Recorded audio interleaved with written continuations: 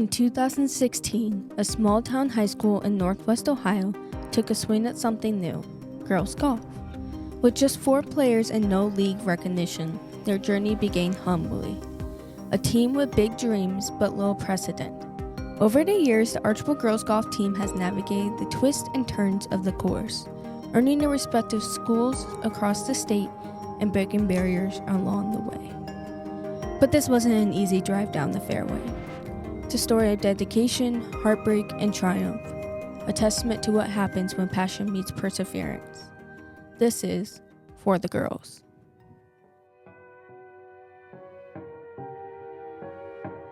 The Archbold girls golf program began in 2016 with just 4 players, with Mike Rosebrook, the boys' head coach at the time, splitting duties and taking care of both teams. Many would say that Rosebrook was instrumental in starting up the program. Back then, they competed in very few tournaments and struggled to build a full schedule.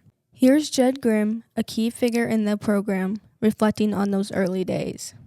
I would say having matches scheduled, because there weren't a lot of teams out there, schools that had a girls' golf team. I can think off the top of my head, like Liberty Center, Swanton, Delta. They did not have girls' golf at all. So trying to schedule matches and getting playing time, we had to travel.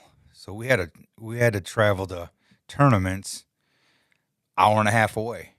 One, they would start anywhere from 8 to 9 o'clock in the morning, so you're getting up early to make the bus to get to the tournament so you have time to warm up, and then golf 18 holes, push cart, walk it. So I'd say the biggest hurdle was just trying to find competition, because the girls put in the time. They put in the practice, and you don't want to see not get rewarded for what they've done. So in the matches, that's just something you can go out and see how you're doing, see how your score is, and see if you need to practice on anything. So it was important to get those as many matches as we could. Even with these challenges, the team began to grow. By 2019, Carly Grimm and Brayton Huffman joined, forming the foundation for what was to come.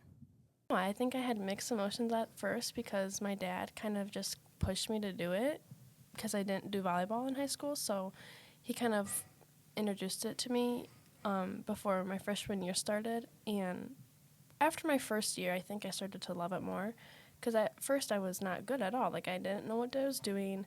I didn't know what club to grab when I was so far, you know what I mean? So, I don't know. At first I was, hesitant about it, but after my freshman year, I really started to love it. Yeah, I would say the same kind of what Carly said. I was really nervous, and I felt like I really didn't know anyone. Yeah, me too. Like, I know Josie, your cousin, was there, so that might have helped a little bit. Yeah. But I really felt like I didn't know anyone. But then we met Shiloh. Oh, yeah. Shiloh Richardson was very welcoming. I think she made my first year a lot more enjoyable because, me too. I mean, I had you, obviously, but, she provided a lot of leadership for the team, so that was really nice. Yeah. And our coach made a big difference. I think he was a great coach. Todd Grosjean. Yeah, he was good. He was a really good coach. 2020 marked a turning point. Many would say this was the season of new beginnings.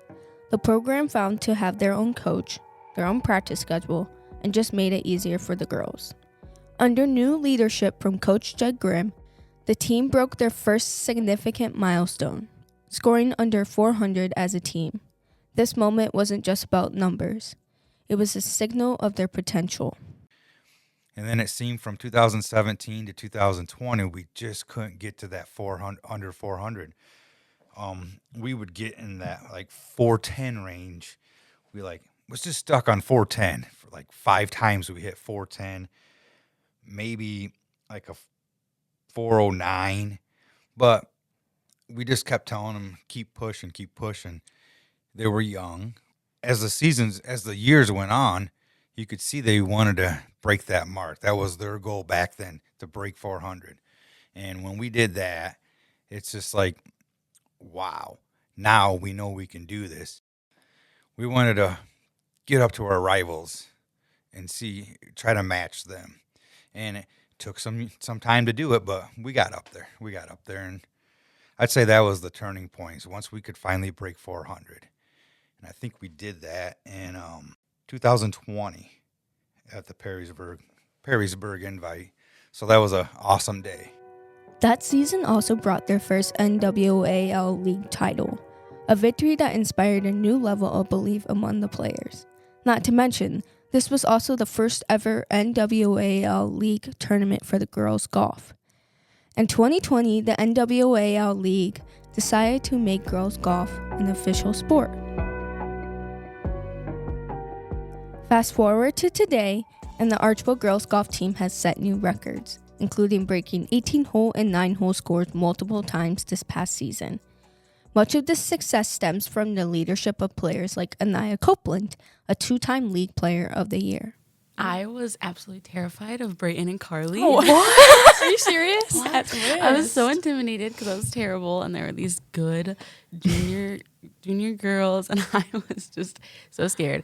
But I went into it just thinking it'd be fun, and then I ended up like loving it after the season just because of you two and the leadership and Allie Bickle and just the Coach Grimm. I would say for me, senior year is definitely my favorite year. I mean, I had like probably one of the best seasons out of all of my years playing, but just honestly the girls, like we grew a lot as a team, and it's just like we're all like family now, and that definitely there's just so many memories from this one little season we were together. For me, I personally learned a lot from the leaders before me, and so I hope that like the seniors this year were able to like give some leadership qualities to the younger people or younger girls to just like continue to grow in that, and then like get some recruiting done because we need some girls. The team's chemistry has also played a significant role. Here's Brayton Huffman and Carly Grimm sharing what made their time together so special. One of my favorite ones was always coming back after the league tournament.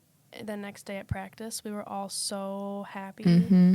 And Or like on Friday nights, going to the football game Oh, after the after, leagues. that Like was that's always so that's fun. Or going to the Buffalo Wild Wings after Oh, the tournament. yeah, That's tradition. Mm-hmm. But besides just leagues, just like favorite memory would probably be like the bus rides to matches or to tournaments with everybody, because we had the micro. We didn't have like the Ram bus now that you guys have. That's sick. We had the micro. We had a tiny bus. And when we try to sleep on the way to like long places, man, that was awful. But it was just memorable because we always had so much fun. I feel like we would always just be talking and laughing after a tournament or a match, especially because we'd win because we were good. And so we'd be like on cloud 9. We'd literally be like so slap happy. At least I was. Yeah. I was just like, what's going on? Those were some good memories that I made. Everything was a great memory. Yeah. It was Leagues, better I think, than always college. sticks out to me. Leagues was always, I always like wanted to play in that tournament. I honestly loved that golf course. And I loved it. That tournament was so fun. Especially playing in like Oh, I have another competition against like schools in your league. Like playing against like Wasion. Like that's just so fun because you want to beat them. Yeah. And we did. While the seniors this year have finished their final season, they left a legacy for future players. From mentoring younger golfers to pushing the program to new heights, their impact is undeniable.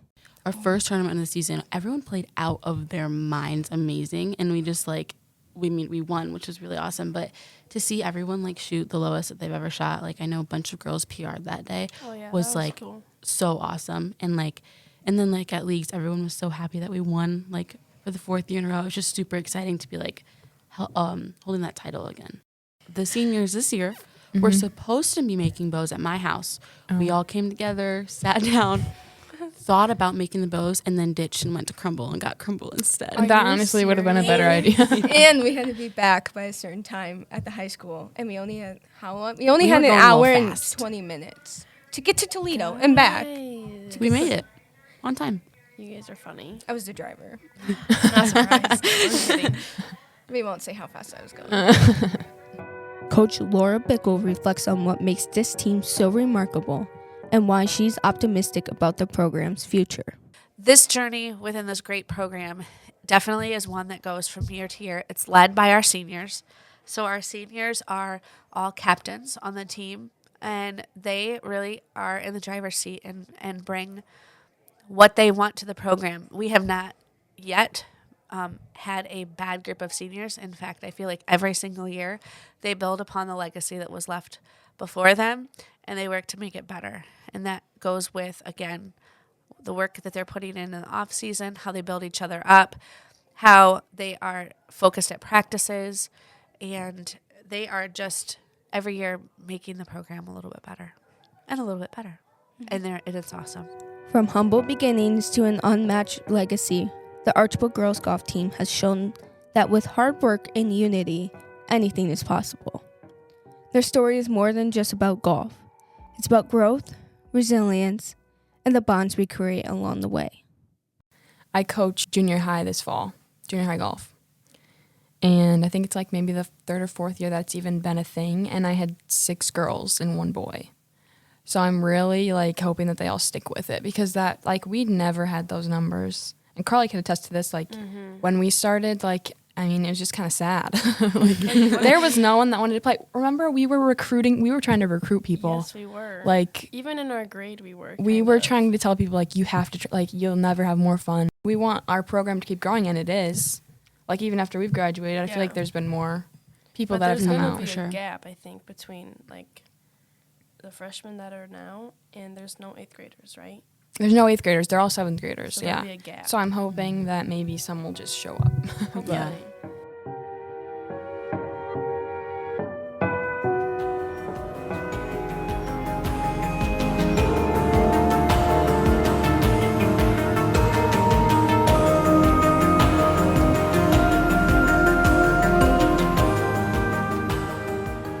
Our thanks go out to Jed Grimm, Laura Biggle, Brayton Huffman, Carlin Grimm, and Anaya Copeland for taking time to interview for this piece. I'm Hannah Downing, and this has been For the Girls, a production of Archcom Media. Be sure to subscribe for more great content. Thank you.